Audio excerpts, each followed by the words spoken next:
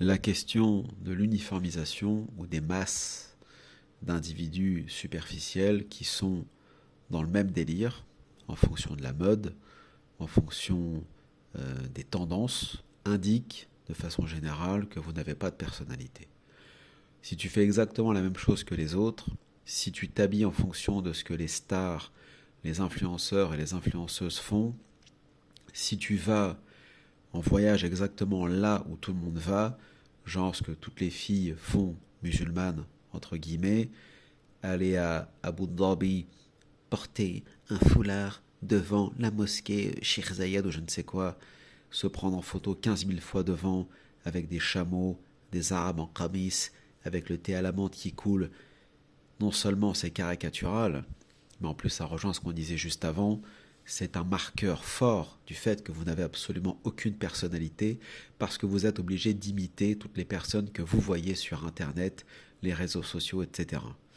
Or, quand on a une personnalité forte qu'on a construite soi-même, on choisit ses propres destinations en termes de voyage, de vacances, de randonnée, marche à pied, que sais-je encore. On choisit un sport si on a envie d'en faire un. Déjà, on n'est pas obligé d'aller faire du sport qui convient à ce qui nous plaît et non pas à ce qui se fait dans la tendance du moment. On s'habille en fonction de ce qui nous plaît également, c'est-à-dire on ne regarde pas ce que les influenceurs, les influenceuses, les pseudo-stars, etc. Peuvent faire, que ce soit dans le choix des vêtements, dans le choix des bijoux, si on est une fille par exemple, et par rapport au reste, aux choix, aux goûts musicaux, cinématographiques aussi. On se crée son univers.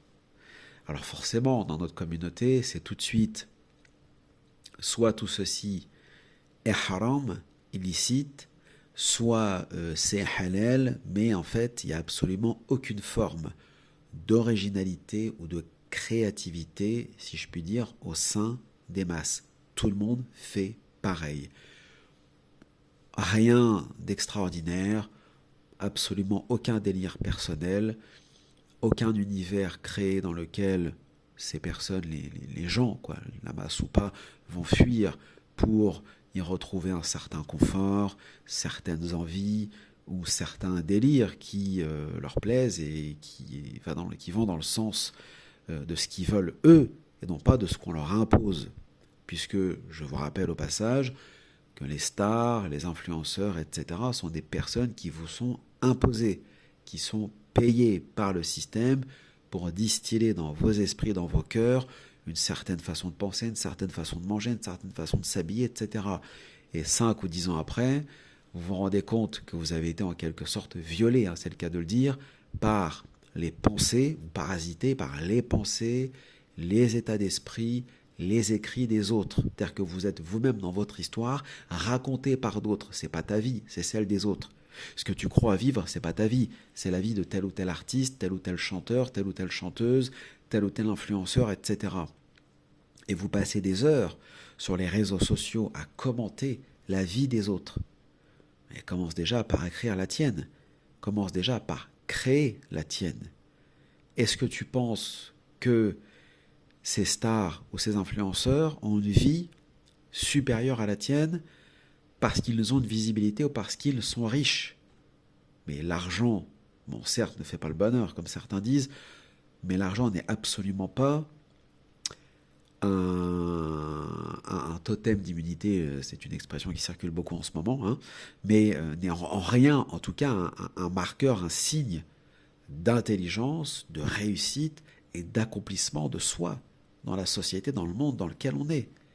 Ce qui fera votre réussite ici-bas, en dehors de la foi, en dehors de l'islam, en dehors de ce que vous faites pour Allah Ta'ala l'humanité, c'est l'univers que vous allez créer dans vos vies personnelles à partir de vos propres goûts, vos propres choix, vos propres couleurs et ainsi de suite. C'est ce que vous allez façonner qui fera votre singularité dans la société et dans le monde, et non pas ce qu'on vous impose. Parce que quand on vous impose quelque chose, que ce soit les politiques, que ce soit les stars, parce que les stars et les politiques marchent ensemble, ça a toujours été. Il faut remonter déjà aux années 50, 60 aux États-Unis, c'était déjà comme ça. Bon, mais si vous êtes soumis à ce que le système vous impose, que vous soyez en Occident ou en Orient, ça ne change rien, c'est pareil, vous n'êtes que des esclaves. Et vous contredisez la pensée du Coran, la pensée tawhidi, le monothéisme libérateur.